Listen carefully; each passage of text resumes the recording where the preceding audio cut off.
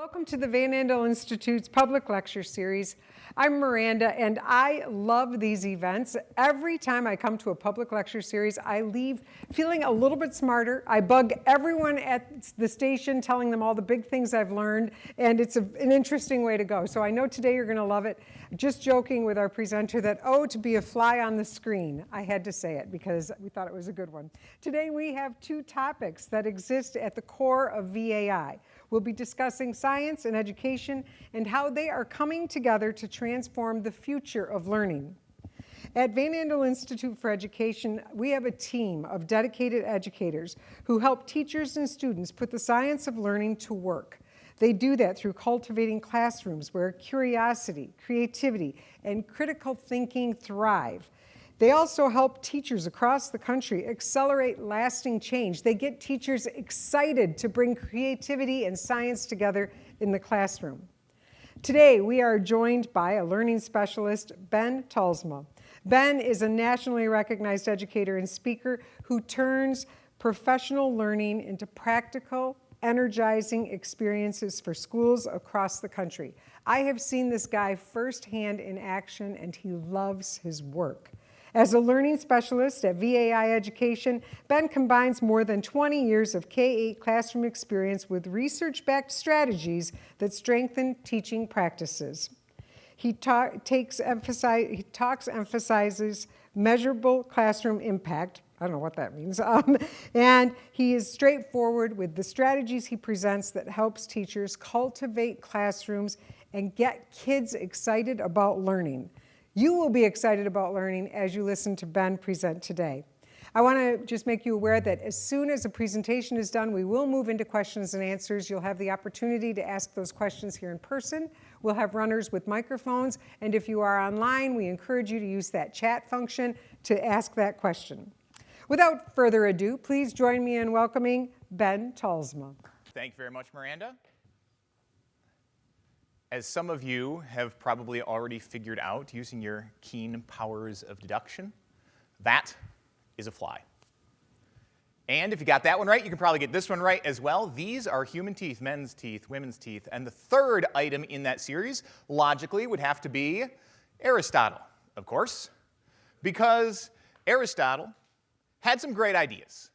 For instance, that whole golden mean thing in ethics, the power of the logical syllogism, and for our purposes today, this idea of eudaimonia, which roughly translates into the good lives, right? The idea that what we really ought to be pursuing is deep, rich human flourishing. So Aristotle, smart guy, had some good ideas. However, he also had some breathtakingly, almost comically bad ideas as well. For instance, when it came to our good friend the fly here, Aristotle had this to say.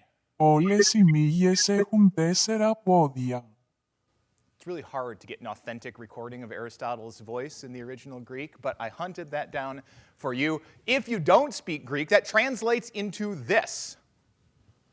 All flies have 4 legs, which seems faintly ridiculous to us today. One of the greatest geniuses of the time can't count the legs on a fly. Similarly, when it came to human teeth, Aristotle was quite convinced that men have more teeth than women. Now, in fairness to Aristotle, he did say this prior to the most recent Olympic hockey game. However, it seems obvious to us that when it came to statements like this, things that he was putting out there into the world, he should have just counted the teeth. He should have just counted the legs on the flies. In fact, you can do this for yourself. Why don't you find a stranger of the opposite sex and ask them to open their mouth a minute, so that you can count their teeth and compare them to your own. Only one person took me up on that in the actual audience. No, this idea that we should take our ideas and put them to the test seems super obvious to us today. So it makes us empathize with the great man Vicini, one of the greatest intellects of our generation, who thought about Plato and Aristotle and Socrates and called them morons. But of course, Aristotle wasn't a moron. He was an intelligent guy. The issue was that he wasn't doing science as we envision it right now. He was doing something more akin to natural philosophy, philosophizing about nature, exercising his reason, his wisdom, and then using that to make conclusions about the world. The problem is that when you do that kind of approach, when you don't put your ideas rigorously to the test, you can fall prey to the allure of the siren song of ideas that sound good, but which don't actually match reality. For instance, this idea of having more teeth came from his idea that our growth as humans is caused by vital heat, which makes some sense. When we're alive and growing, we're warm, and when we die and we stop, it's cold. It has some empirical evidence behind it, but then he took this and started to think forward from it. So he said, hey, men are generally larger than women, so therefore they must have more of this vital heat. So he thought that men were hotter than women. And you can make your own joke that fits your purposes there. If they have more heat, and if heat causes growth, then they must grow more teeth. It's obviously true. No need to go out there and check it. Now, the issue with this kind of thinking is that it quite often doesn't match reality. And that has negative consequences in the world. Right? When our ideas are more wrong, we're less capable of having a positive influence. So for centuries, women's health care languished because people perceived that health issues must be due to their inherent flaw, their lack of vital heat. And so many people suffered and died because our ideas didn't match reality. The problem with ideas that sound good is that quite often they run aground on the rocks of reality. Up until this guy, and others, but especially Francis Bacon. That is Francis Bacon right there. Actually, to be more correct, Sir Francis Bacon, who published the Novum Organum. The Organum was one of Aristotle's most famous works. This is the Novum, or New Organum, updating, revising, refining some of his thinking about how we should go about understanding the world.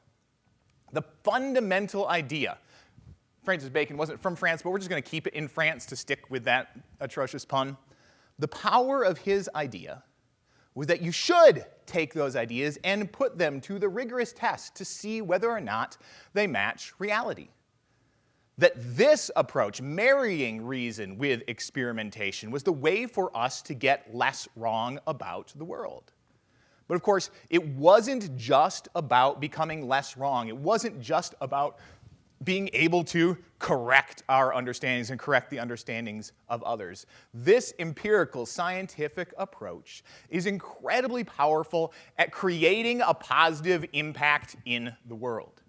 So because of that fundamental breakthrough, now we can conquer the night, we can cure smallpox, we can dramatically increase crop yields, all of those wonderful things that we get from science, engineering, technology, they harken back to that fundamental idea that we should not engage in this natural philosophy, but that we should engage in science, putting our ideas to the rigorous test. This is how we can actually go about promoting that kind of eudaimonia. It's this marriage of reason with experiment that helps us accomplish all those great things that distinguish our society from the days of Aristotle. Now, we also want to keep in mind that we do this for a reason, to be right, to be true for sure, but also to have a positive impact. The mission of Van Andel Institute, where we are right now, is to use that process, that fundamental way of thinking about the world, to have a positive impact on human health. And other disciplines have positive impacts in their areas. So right now, in this building that we are standing in, there are hundreds of scientists at work right now to try to help cure cancer, Parkinson's, Alzheimer's.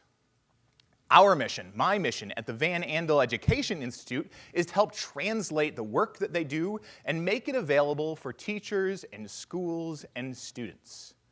So we've developed, in collaboration with those scientists, a way of thinking about how to think like a scientist. And every day with teachers, through the creation of resources, and through work with students, we bring that to life with engaging science experiences that help kids get excited about science, but also to understand it more deeply.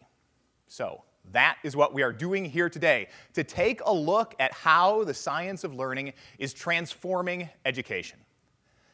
And the first thing that I want us to understand is that teaching is not rocket science. Teaching's not rocket science.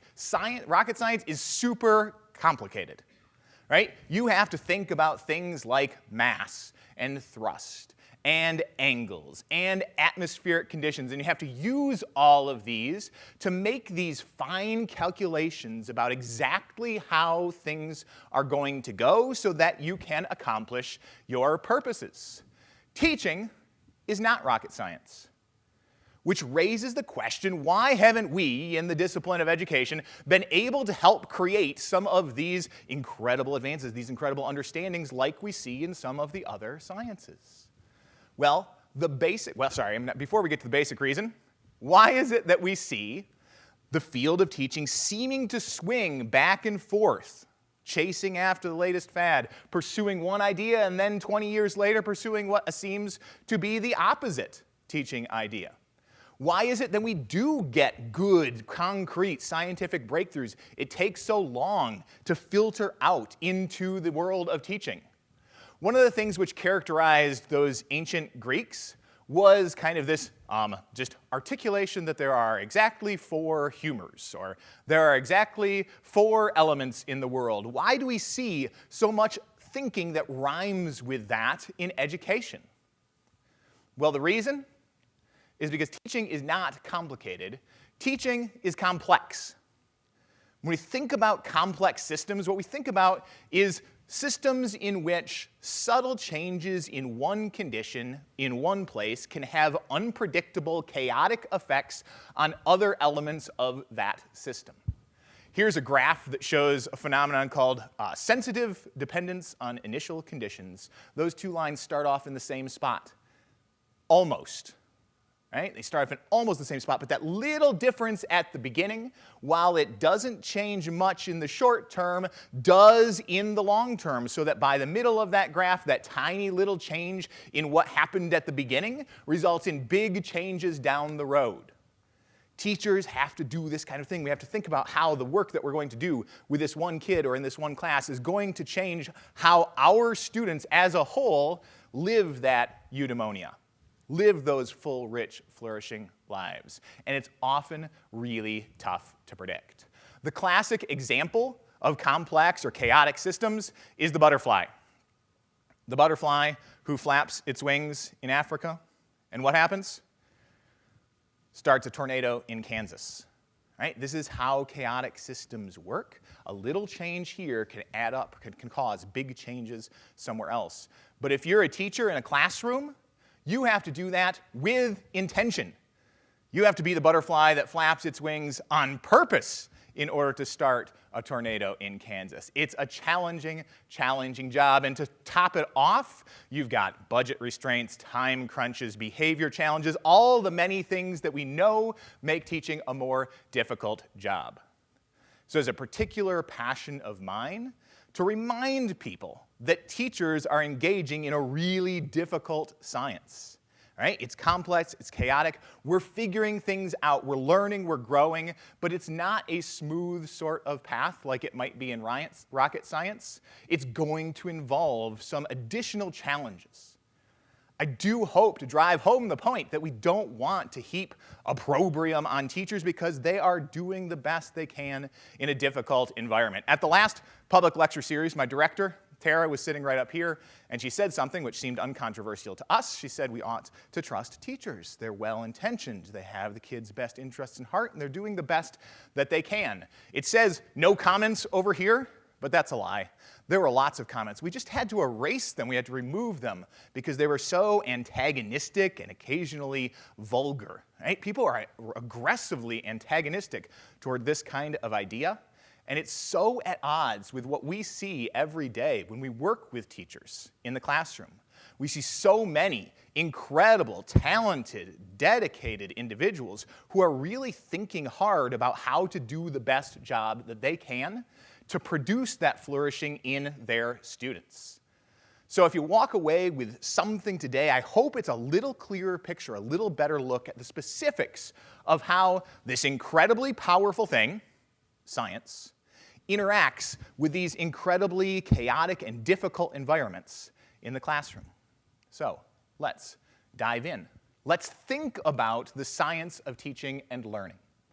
And I think that weather is a nice analogy here, right? Because we do understand a lot of things about weather. Miranda was just telling me, when the storms were rolling in, they could pinpoint right down to the minute, even to the second, when a storm was going to arrive in a certain area. We are understanding more and more about this.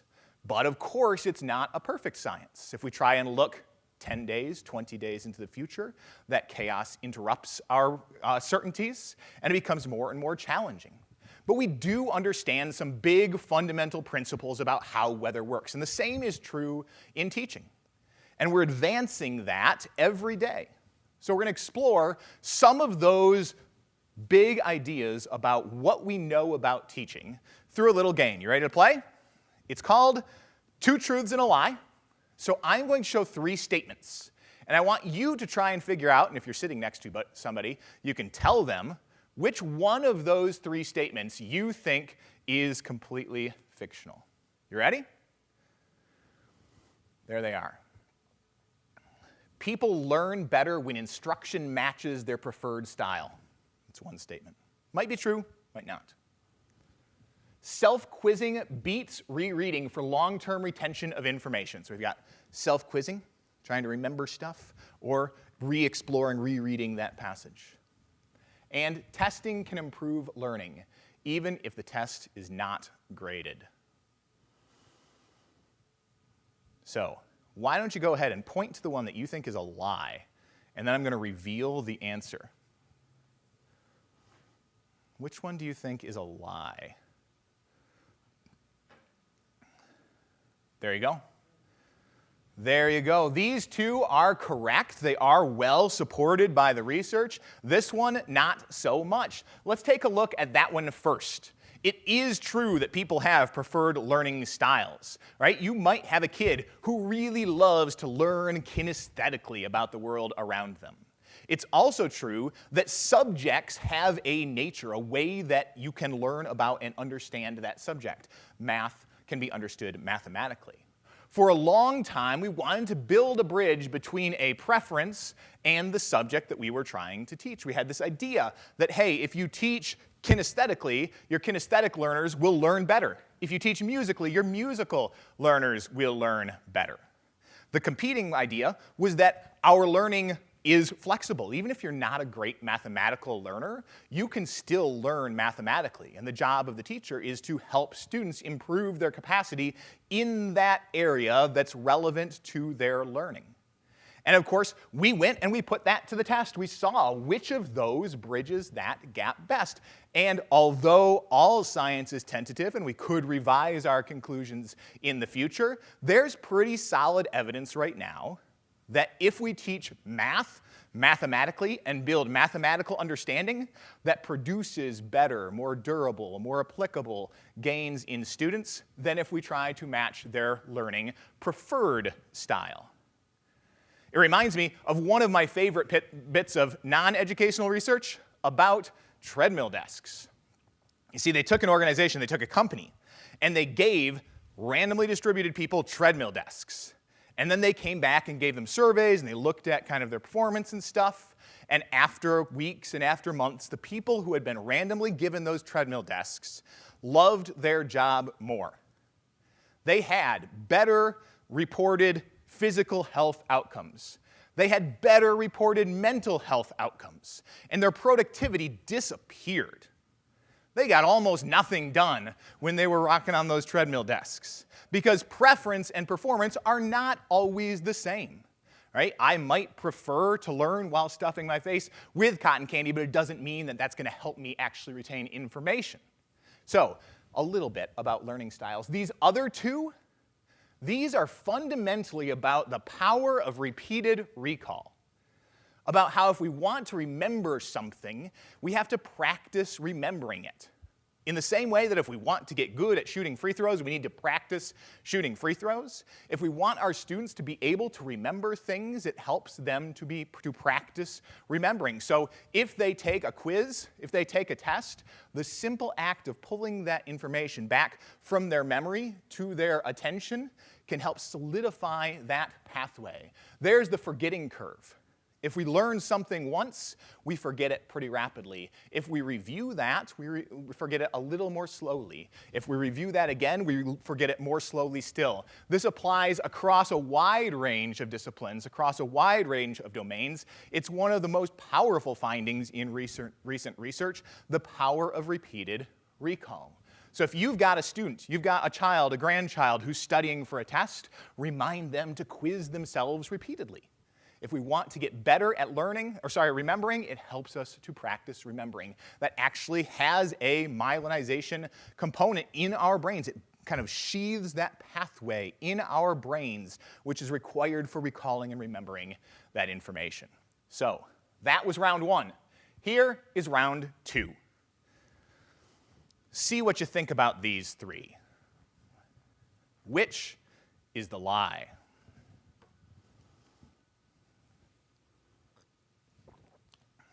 Can creating cognitive overload really impair students' learning, or is that what we should be pushing for? Content knowledge is less important than teaching higher order thinking skills. Students generally improve more from feedback when it's given without a grade. Point to the lie. See if you can spot it. Everybody's a little bit more willing to use their fingers now. All right, let's reveal the answers. Did you get it right? All right, let's take a look at these. One thing, cognitive overload, that we're learning more and more about is just the limitations of our working memory, the amount of stuff that we can be processing at one time. It's limited and it's fixed. Only about 4 kind of chunks of information that we can simultaneously be working with. If you overload that, you will impair students' ability to learn new stuff. Right? There's a point where challenge and struggle are productive. There's a point at which it becomes overloaded. And if we overload the cognitive system beyond what it's capable of doing, cognitive overload will impair students' ability to learn. So one of the things that teachers think a lot about right now is managing cognitive load, making sure that it's appropriately challenging for students. When we think about feedback, teachers think about formative and summative or summative. We accept both sorts of assessments. Formative assessments are the ones that help the student and help you kind of shape their learning path as they go. The other kind of assessment is where you're just like reporting and giving a grade. And in students' minds, in general, they don't do both simultaneously.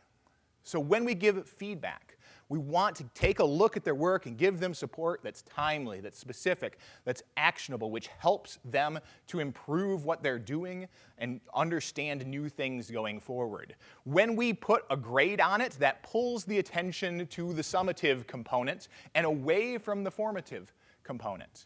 And so more and more teachers are shifting away from mixing grades and feedback and giving either feedback if it's a formative assessment or purely summative if that's the purpose of what you're doing, because they can compete with each other in terms of what students pay attention to.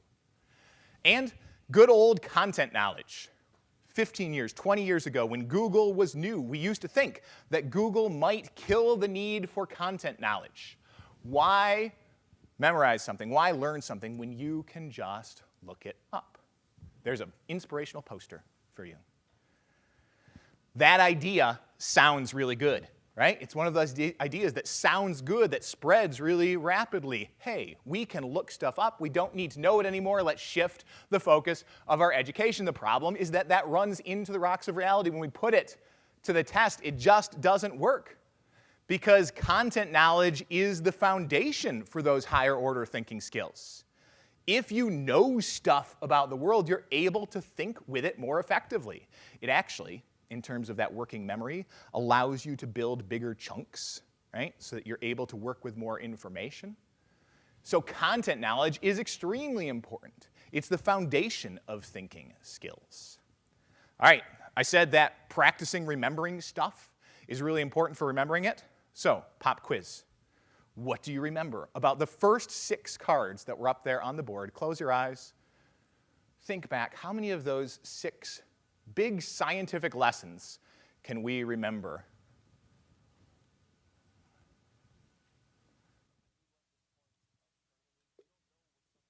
If you open your eyes, there's some clues on the board, some things that we might have touched on. So, we've been exploring how retrieval is super powerful. Testing itself can exercise that retrieval. We've talked about the difference between preference and performance, about how grades and feedback can compete with each other, about how cognitive overload is not something we should be striving for in the classroom, and about how content knowledge is a crucial foundation for higher order thinking skills. These are just some of the myriad of things that we are learning, big picture, about generally how these weather systems that we call human brains operate. One final round. Go ahead and point to the lie. Effective classrooms recognize that students are not motivated by the same things. True or false? Inquiry learning is most effective when students receive clear guidance and sufficient background knowledge. Students who understand a concept will generally apply it correctly in new contexts. Go ahead and point to the lie. And if you're watching at home, you can point to the lie too. All right, the big reveal. There it is. Oh, some surprised oohs. All right, when it comes to motivation, it is true that humans are generally motivated by the same sorts of things. And in our work with human cognition, quite often we find that brains are more similar than they are different, and that we learn and operate more similarly than we do differently. However, human motivation is a complex thing. And while we all are motivated by things like relatedness, autonomy, mastery, and purpose, people differ in the degree to which each of those motivates them. And so teachers should understand that diversity in their classrooms. And it operates best when they understand various human motivations. When it comes to inquiry learning, this is true. Inquiry learning is not a free-for-all. It doesn't mean that we just let kids explore and see what they discover. When we help teachers to use inquiry learning in their classrooms, when our students engage in inquiry learning experiences, those are structured to help support their ability to engage in that inquiry productively. Right? So we start off doing things like giving them a foundational experience, but then we scaffold that by structuring a scientific investigation where they can think and act like scientists in a supported way before using that experience to be able to launch their own inquiry investigations. The fundamental process of thinking and acting like a scientist, supported by our success skills. Speaking of which, we have a study in pre-publication right now on the importance of these success skills and how to build them. That's actually at our next public lecture series, I believe. So you might want to sign up for that if you're curious. In terms of application, students can know how to do something. They can understand adding and subtracting with decimals, but they can still struggle to apply that when it comes to making change. If we want students to be able to apply their understanding across disciplines, we need to give them practice doing that. It's one of the reasons why we are so passionate about project-based learning, about giving students opportunities to apply what they've learned in different contexts, especially contexts where they're making a positive impact on their schools, their community, or the world. Because in order for kids to have that transfer of skills, they need to practice the transfer. So you will notice in here a tension. Some of the things that science is finding mix really nicely with old school approaches. Kids got to know stuff, right? Memorizing stuff can come in handy, right? It's important to get quizzes and that kind of stuff. Over here, you might see more new school kind of things, right? Like teachers need to understand diverse motivations. Project-based learning to help kids use what they know to have a positive impact. The beautiful thing about science is that it doesn't care about schools. It doesn't care about ideology. It cares about what actually happens in reality. We think about science as having a scout mindset instead of a soldier mindset. A soldier is primarily interested in defending their school and defending their ideology and shooting down any opposition to that. A scout mindset is interested in finding out the truth. The sign of a scout mind is that it is willing to change if it gets a good reason, but it's also willing to convince others with good reasoning itself. And together we can seek to find the truth that's at the heart of great thinking and acting like a scientist. It leads us, however, into the wars. There are battles out there in the world of science research, and I wanted to touch on two of them today. The most famous of those is the reading wars. Anybody familiar with the reading wars? Sold a Story, big podcast lately, dove into this topic reasonably well, not perfectly. We had two sides to this. We had the phonics side, which taught that kids needed to learn this alphabetic code, right? They needed to be able to figure out that B says B, and D says D, and C says K, but sometimes S, and that figuring out that was at the heart of learning how to read. On the other side, we had whole language, which downplayed that and privileged engaging in rich texts, right? Naturally learning reading the same way that we learn speech. Now, we've come up with some things, we've discovered some things by putting those ideas to the test. And we now know pretty well how it works to teach kids to read. Here are a couple of key findings. First of all, reading's not natural, like whole language speculated, right? It takes effort. It takes work. Systematic phonics is valuable. Understanding that alphabetic code is super powerful. Phonics is a piece of the puzzle. It's not, of course, the exclusive piece. We also want to do things like developing fluency by allowing students to engage with appropriate texts. When they develop that fluency, that automaticity, that helps them to become literate individuals. We think about kind of a big 5 components of great literacy instruction. Phonemic awareness down here is not interacting with text. This is interacting with sounds. Getting kids to be able to manipulate the sounds of words in their mind.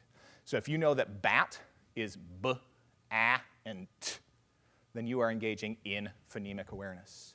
On top of that, we can layer phonics, right? Understanding how those written signs connect with those sounds. We need to develop fluency and automaticity, again, allowing students to do some significant reading in appropriate text, and then teaching them vocabulary and comprehension skills on top of that foundation. The good news is that this kind of instruction is spreading rapidly. Right? As we become more aware of how to teach, more and more teachers are teaching reading in a science-based way. I don't know if you can read the years on the bottom, but it starts at 1980 and moves to 2025. Now, interestingly, as we've taught reading in a better and better way, scores have kind of fallen off a cliff, which raises an interesting point about science. Right? In a big analysis like this, there's lots of other competing factors. For instance, the scores also fell off right about time we had the COVID shutdowns. And also right about time that the students who were taking those tests had grown up in a smartphone world, who were the parents who had smartphones. So quite often in education, we need to keep in mind that the environment in which teachers teach is not fixed. Right? And at a systems-wide level, other factors can influence systematic outcomes. Sometimes we fall into this fallacy, the hoc ergo propter hoc logical fallacy. After, therefore, because of. The rooster crows, the sun rises.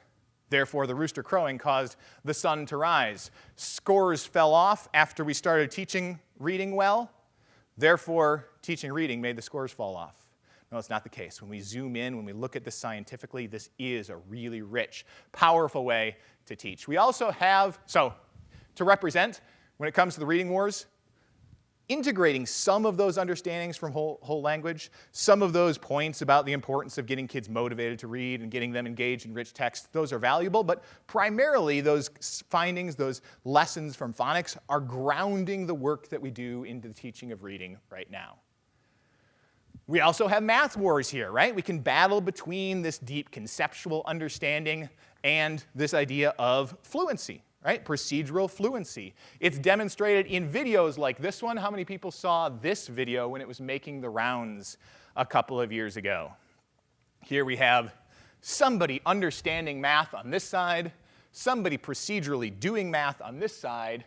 This person solves the question really fast and goes out to make a cup of coffee. This poor schmuck is still stuck understanding math. This way's faster, therefore this way's better was the implication. Is that true?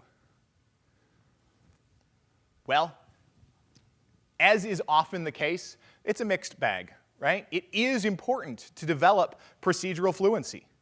That helps offload, again, things off that working memory. If you have to solve a high math question and you also have to figure out what 7 times 8 is, it's 56, then your brain has to do extra work that it can't devote to solving other aspects of that challenge. Procedural fluency is important. Giving kids practice is important. It's also important that kids develop a deep, rich understanding of how math describes the real world.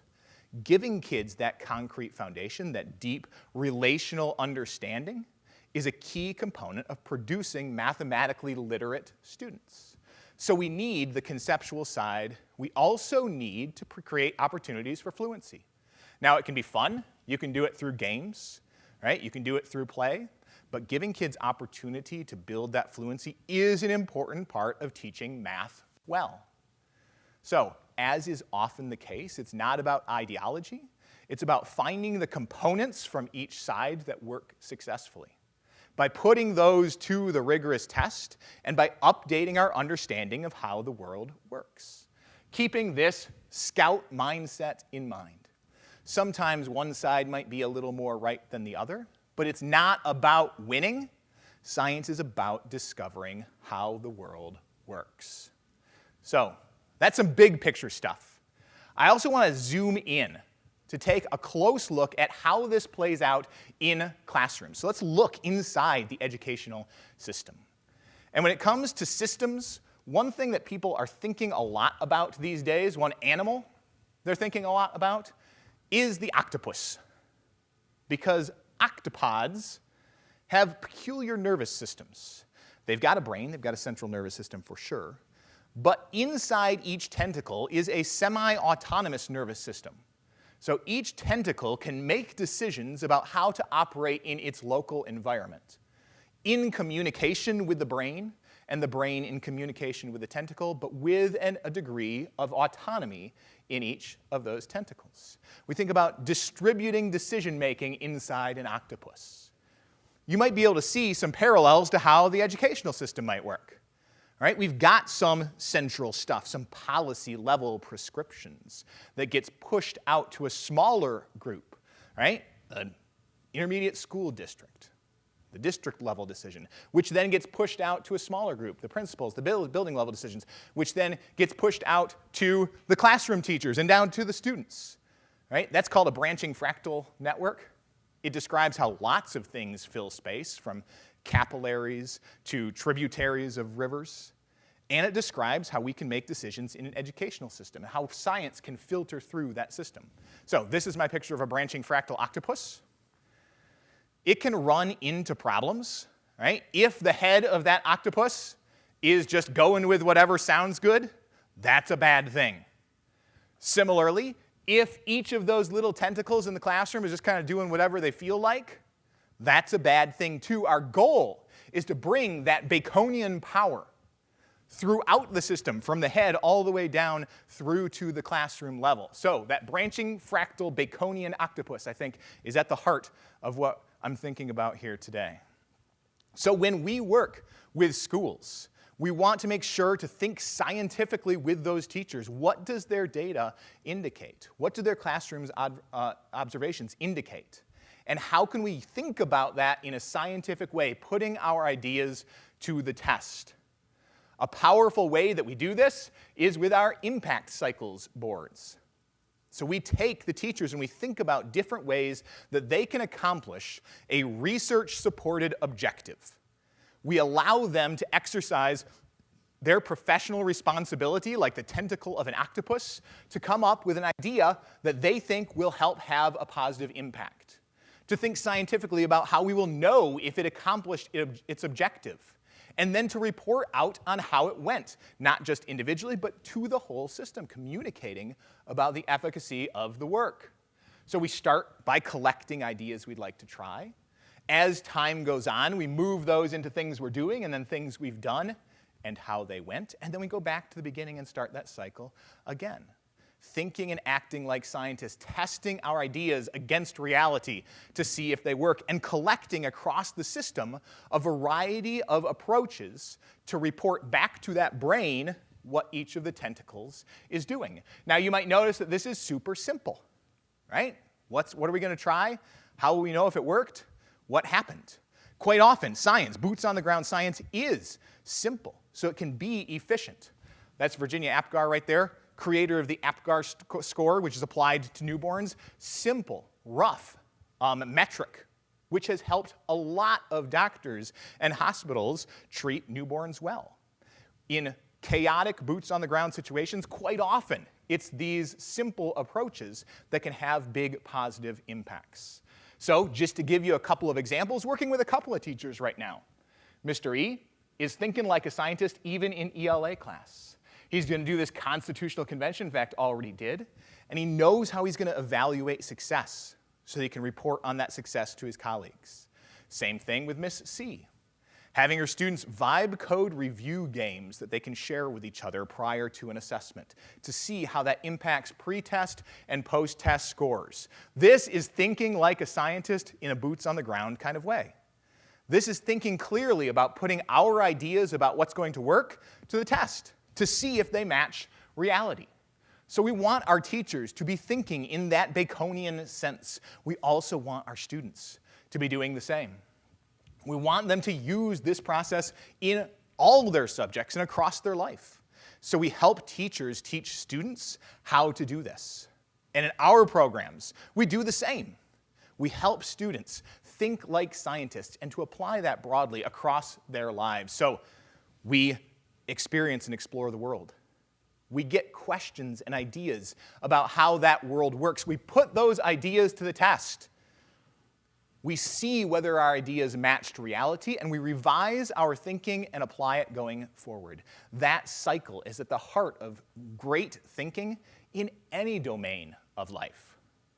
So, right now, down at the Institute, we have students engaged in this process of thinking and acting like scientists, of getting ideas about how the world works and putting it to the test and learning to think reflexively in that sort of concrete way. We've got teachers around the country, around the state, who have worked with us who are helping their students to do the same. In science class, certainly, but also in math. Putting their ideas to the test to see if their mathematical ideas match the real world. In English language arts, putting their ideas not to the test, but to the text, right? And seeing whether or not their ideas match the real world. In social studies, making predictions on the basis of their understandings to see whether or not those understandings can be useful in making predictions about our world. The power of thinking like a scientist is not confined exclusively to science class, and we can help teachers and students leverage that power across content areas. And of course, we want to drive home that this is not just about being right. This is about applying our understandings in order to make a positive impact. In the same way that our scientists here are using science to have a positive impact, we want our students to be doing the same.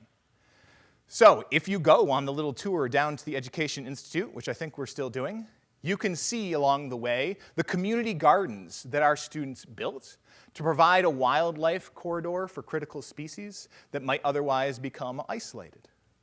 Our cohort students recently finished presenting about how model organisms can help us understand the impact of different narcotics on human health.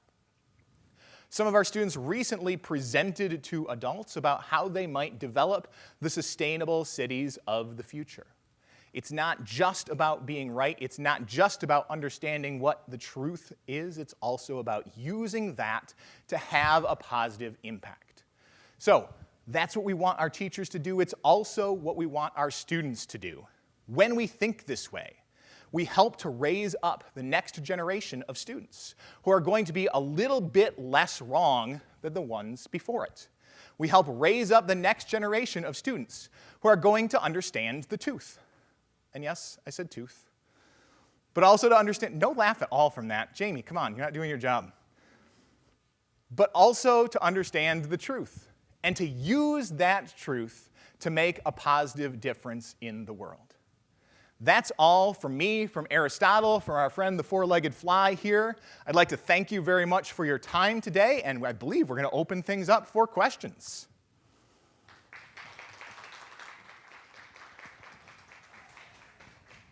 So much fun. I want to be in his class, right? I love what you do for teachers, and you fire them up to just think outside the box and engage their kids. You also do it for students. I've seen it in action. If you wouldn't mind, can you share just a few examples of how you creatively bring learning to life for 5-year-olds to 25-year-olds? Great question. So we've got a number of programs that we've kind of developed in collaboration down at the Institute that do exactly what you're talking about. We sit down, we think as a group of educators, really inspiring, awesome educators about how we can bring that to life. So with those younger students, one of my favorites is the Engineer an Animal activity, where they learn about habitats and adaptations and how animals get what they need from their environment. And then we give them a strange new environment and challenge them to build an animal with structural and behavioral adaptations that allow it to survive and thrive in its environment. So they're building weird stuff with pipe cleaners and toilet paper rolls, but they're doing it in a way that really helps them to understand science. Some of our older students right now actually are just finishing up a field trip where they are trying to solve the case of the missing bearded dragon. A crook has left behind some mystery powders, and they're going to put their science to the test by examining these mystery powders and by trying to figure out which one of the crooks, who always carries their mystery powder with them, left that behind at the scene. So they get to do some chemical testing in a creative way, narratively driven, that helps them to engage in science and to understand science concepts. It's fun. Every time I visit, you guys are up to something, whether it's dinosaur costumes running around or you're busy being Hulk Hogan, showing how you can crush things. I would love to know the impact that you've seen over the years. Have you had students come through your education program who now have gone on to become scientists or in the medical field? Yeah, I have now been with the Institute 8 years, and it seems like every year at least we get one student who writes back and who says, I was a participant in your cohort program, and I am now traveling the globe on a boat, collecting samples, and doing what I love to learn a little bit more about the world. And of course, those are just the students who write back. You know, for every kid who writes in, there are probably many more who had that love of science and that passion for the subject sparked by engaging in some of these experiences. It's awesome. What questions do you all have? Right here in the front? We'll get a microphone to you if that's okay. Because then the people at home can hear as well. Yes. I think one of the obstacles to any of the disciplines in schools, having studied for years Asian education, is that we inundate teachers with too many subjects, so that as the proverbial, we're a mile long and an inch deep in education. Would you agree with that? I would agree. In fact, I almost put on the board one of the things that we're learning is depth over breadth, right? That when we take the time to go deep into a subject, that is more efficacious than trying to cover everything. There are systematic pressures that work against that, right? There's committees that sit down and try and figure out what you must know in science, and every single niche wants to get their thing in, and that pulls in the direction of breadth. But from the research, we're definitely finding alignment with your perspective there that depth should be prioritized over breadth. Of course, like everything, it's a balance. You don't want to spend your entire year just learning about dinosaurs in science class. There is a balance there, but we should be pushing things back toward a greater emphasis on depth. So that's a great point. Next question. I saw a hand. Yes, go ahead. Okay. Yeah, thank you for that talk. I love the stuff about real versus false things. I had a lot of trouble. I was wrong on every one of those. That was great, and I thought I knew a lot. Yeah, this thing about phonics versus whole language, is that have to do with the idea of like, ooh, you teach this way and you get 85% of the students, and you teach this way and you get another 85% of the rest, and you teach a third way and you get 85% of the rest. And so that's why we teach things multiple ways. Is that there? And I have a daughter who never learned phonics. She sounded out her first word at age 14. And then went from there, huh? Yeah. Yeah, and no, went from there. that's a great question, because there quite often are a diversity of ways that kids can understand something successfully, and employing a wide variety of approaches can help, identify or reach those different students. With regard to the science of reading, this is one of those areas where generally human brains are more similar than different, and where the teaching of explicit phonics is helpful for just about everybody. There are kids who learned to read in the whole language approach. There is a way that kids can do that. Usually, though, that was because somebody at home was telling them that B said B and that kind of stuff. Yeah. That's me. Teach your baby to read, kid. Yeah, maybe I poisoned her. So it can happen, but it's pretty robust finding that approach that was created in pyramid Lego blocks up there of laying down the phonemic awareness and then moving to phonics and then to fluency and vocab and comprehension, that progression, that foundation is beneficial for just about everybody. Great question. Great. Right here. Thank you for that presentation. I absolutely enjoyed it. It's not very often I get to hear an educator talk about how we teach teachers. But I do have a follow-up question that I would love to hear your opinion on. When I was conducting my research, I was very curious about Brofenbrunner's study of how the environment influences our learning in different environments. I learned that Dr. Margaret Beal Spencer continued that study to talk about how the environment influences the learner as well. From your point of view, how are we incorporating the awareness of certain environments influencing how our teachers teach our students and how our students are learning in certain environments?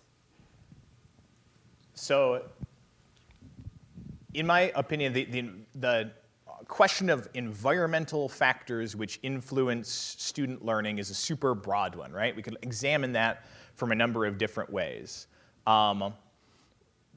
We certainly understand that traumatic components in a child's environment have detrimental impacts on their ability to engage in the classroom, right, in deep ways. That enriched environments have positive abilities to impact their the way in which they engage in a classroom. It's a super multifarious question, right, with lots of different aspects to explore, which of course is one of the cool things about science, right, is that no matter what specifically you're curious about or interested in, there's a study for you to do. There's a question for you to pursue. And so it's awesome that you are engaged in that kind of thing, right, learning more about the way in which those environmental factors influence student learning. If I can ask a follow-up question, I'm curious if you examined any sort of like specific environmental factors and the way in which they contributed to student learning outcomes or general life outcomes. I actually did. It's a part of my research that I did in my PhD study at the University of Kentucky. So, like I said, it's not very often that I get a chance to hear an educator like yourself kind of talking about the science of education. I don't very often, though, hear the incorporation of those environmental factors, influence the way that teachers show up, because that factor does influence how those student outcomes shift. So that's why I was curious if that influenced your work at all. Yeah, no, I mean, our specific work is oriented around helping teachers to integrate a variety of different research-based findings in creative ways that match the needs of their specific students. So one of the things that I love about this kind of science-oriented approach is that it allows teachers in one district or one classroom might have students with very different environmental factors influencing their learning styles. And so they can take some general principles and figure out how to apply those successfully in that local environment. And that might look very different at another grade in a different district. And so it's a dynamic question, right, that involves human interaction, a little bit of the art of teaching, and figuring out how to address the specifics of your context in your, or with those kind of research-based principles. So great question. Yes, Allison. We have a question from Donna online, and they're asking, how does developmental stage affect the scientific inquiry?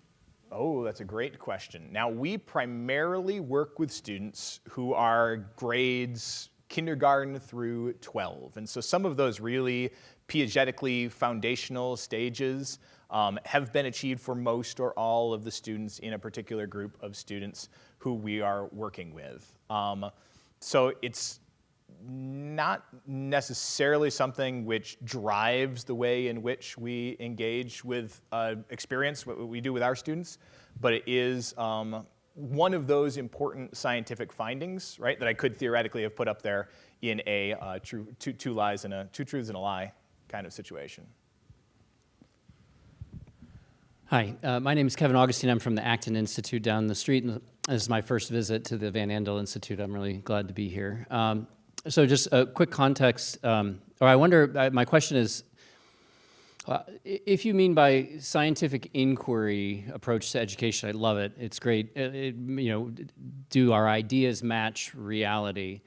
I wonder if you could speak, however, to maybe the misapplication of of methodology in one discipline to another. So I think, for example, of like the example of Descartes applying mathematical methodology to the question of God or to the mind-body problem and things like that, where that, to a hammer everything's a nail kind of mentality. Do you have any caveats that you would mention when it comes to, say, scientific methodology as applied in the humanities or in literature or in some of the humanistic disciplines? Sure, that's a great question.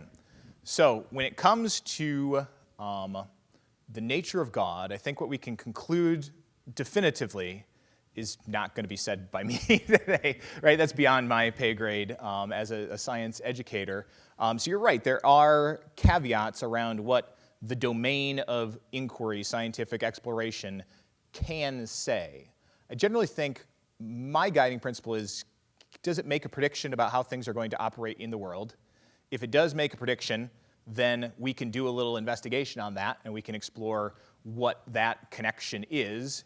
If it's not making a prediction about that, then it's outside of that domain. So things like meaning, things like value, those are not kind of empirically testable things. And so they don't lend themselves to that sort of process.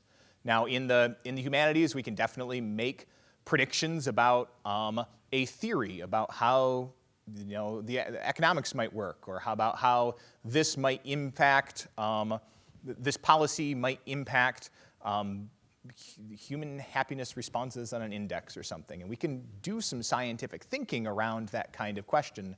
But generally, those questions that are not as empirical are things which should be explored through other domains, in my humble opinion. Again, part of the beauty of being an educator is you get to be a generalist instead of an expert on lots and lots of specific things.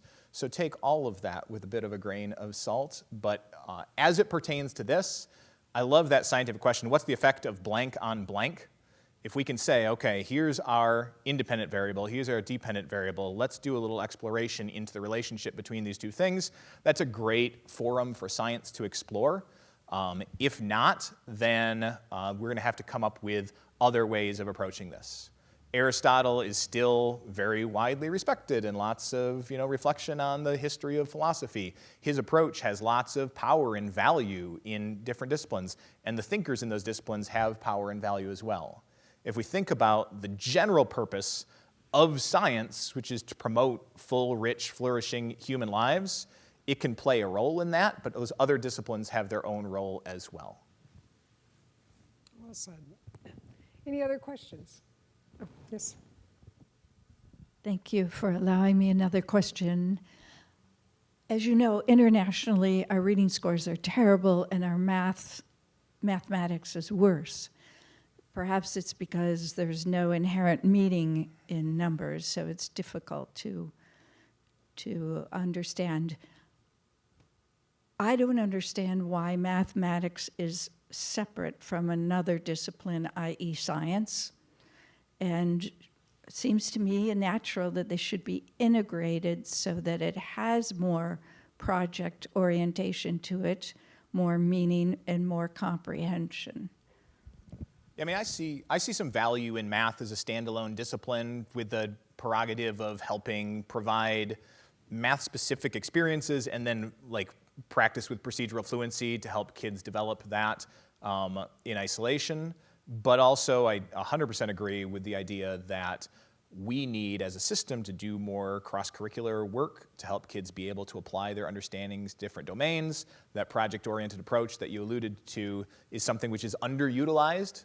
So I wouldn't go so far as to say that math as a discipline doesn't have a place in a kind of standalone way, but certainly a lot of the work that we do as an institute is to help teachers think about how to use their content understanding in order to apply across disciplines and really across students' lives, because we want them to be the kind of people who can and do apply their learning to have a positive impact. So I do think that would be beneficial in terms of scores, but also just in terms of helping people use their skills and their talents to make a difference. I'd love to end this session with a question for you about the future of education and what gets you excited, considering we're up against so many things, including AI and all of the competitive different things that our students are facing for their time and their talents. What gets you out of bed every morning to say, I can't wait to make a change? That's a great question. And I do think that this is perhaps the most challenging time to be an educator in the last 70 years, right? This global experiment that we're doing with putting screens in front of kids on a constant basis from the time they're very young is an interesting experiment with lots of potential negative consequences, which impact the education system. I also, however, think that it is an exciting time to be an educator because science is accumulative. We learn more and more as we go, and we get a little bit less wrong over time. So the fact that we are learning things that I didn't learn in education class so many, many years ago, that's exciting. The fact that we do have new tools that we can think creatively about how to use effectively, that's exciting. And my connection with teachers and with students on a daily basis reminds me of all the good that still exists in the system, right? When you're able to see those kids who are exercising that curiosity or having those aha moments, that's wonderful. And you're working with those teachers and they're describing a success where their whole class was able to come alive and really understand a concept. It's really those moments, I think, that they grow from that science, but those moments stand alone is the thing that drives my motivation to do what we do every day. Beautiful. Let's give Ben a big round of applause. Thank you, Ben. Great job. Thank you. Now, if you would like to see where Ben and his colleagues work every single day, we are offering tours of Van Andel Institute for Education. We're going to ask that you gather right out in the lobby. We have some blue couches there. If you want to meet there, we'll then walk down and look at this facility, and it's beautiful. You'll meet a giant tortoise and some wonderful educators. As we wrap up, I would like to also invite you to Van Andel Institute Student Ambassadors Art for a Cure program. This is a really wonderful experience where students from across West Michigan, high school students, come together as our student ambassadors, and they are doing a fundraiser to help fund all the research taking place right here, and they're doing it by selling art created by themselves and other local artists. If you want to come back for that, it's a great event. You'll meet great students who truly care about this community, and that's taking place on Thursday, March 26th, right here at the Institute. If you want to find out more about what's going on here, we love that you're in here and engaging with us. Go to vai.org. You'll find out about upcoming events such as this, as well as some fun fundraisers that we do and other opportunities to learn from our scientists. So please check out the website. Thanks again for coming. Thank you, Ben, and I hope you all have a fabulous day. Thank you.